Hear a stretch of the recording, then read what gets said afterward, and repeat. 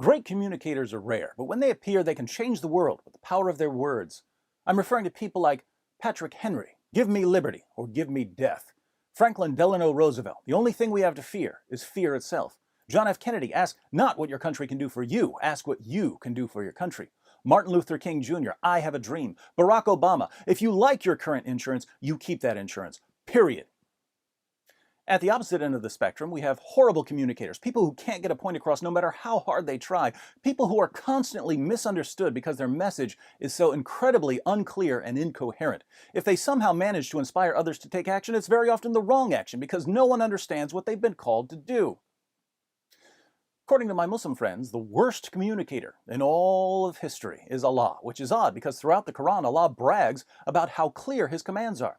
Of course, my Muslim friends don't come right out and say Allah is the worst communicator ever, but they show they believe this by relentlessly insisting that Allah rarely means what He says, and that He frequently means the exact opposite of what He says. For instance, in Surah 4, verse 34 of the Quran, Allah tells Muslim men, if you fear disobedience or rebellion from your wives, warn them, banish them to separate beds, and beat them until they obey you. What does Allah mean by beat them? Well, my Muslim friends assure me that when Allah says, beat them, He only means tap them lightly on the shoulder with a toothbrush as a symbol of your displeasure. Unfortunately, when Allah tried to say, tap them lightly with a toothbrush, all that came out was beat them, a minor verbal blunder that led to endless misery for millions of women. In Surah 5, verse 51, Allah commands Muslims, do not take the Jews and the Christians for friends, they are friends of each other. But when He says don't take them for friends, He actually means make as many Jewish and Christian friends as possible because Islam is a religion of interfaith harmony.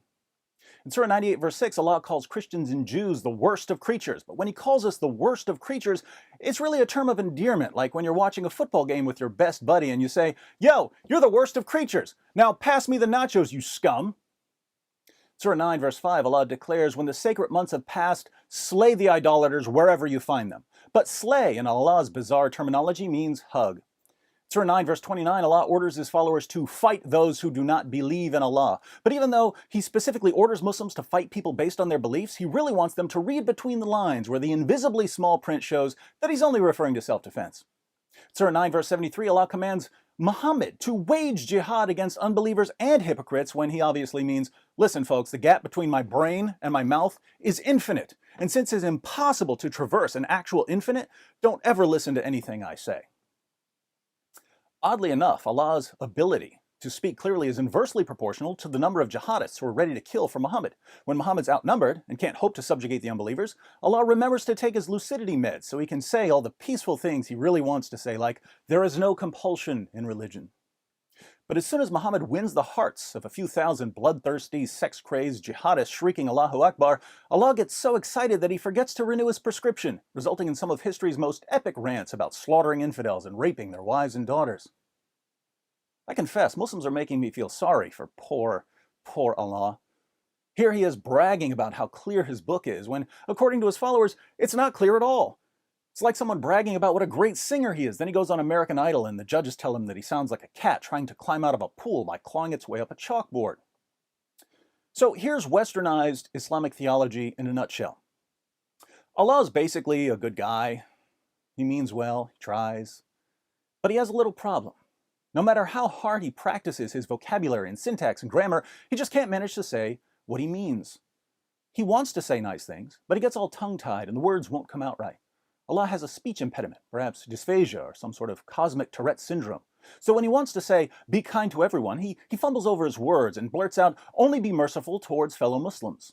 He tries desperately to say, live in peace whenever possible, but his vocal cords malfunction and all that comes out is, be not weary and faint-hearted, crying for peace when you should be uppermost. He spends all eternity trying to put together the simple sentence, I love everyone.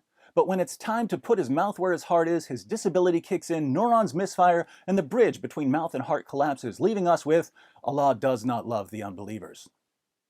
This Walt Disney version of Islam, so familiar to us in the West, is a tragic tale of a stuttering, stammering, feeble deity who's lost control of his faculties and is forced by his own incompetence to sit back and watch helplessly as 270 million people die in His name, until after nearly 14 centuries of endless bloodshed, He's finally rescued by His American followers, who rarely have a clue what He's commanded, and even when they do, know not to take what He says too seriously. Now, for all you westernized Muslims who think I'm making fun of your God, I'm not. You are.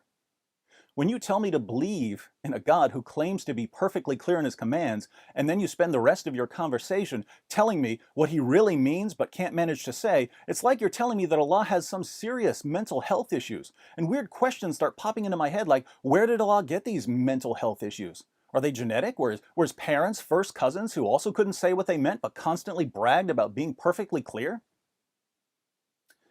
For the record, I think that Allah's commands are clear, and I don't even believe in your God. I'm convinced that the God of the Quran is a figment of Muhammad's depraved imagination. And this is what should keep you up at night, my Muslim friends. I have more respect for the communication ability of a homicidal figment of Muhammad's imagination than you have for the God you worship. I take Allah's commands seriously enough not to reinterpret them whenever I feel like it. But if you, the people we're told daily are the true Muslims, don't have even this basic level of respect for Allah, why should the rest of us care what he says?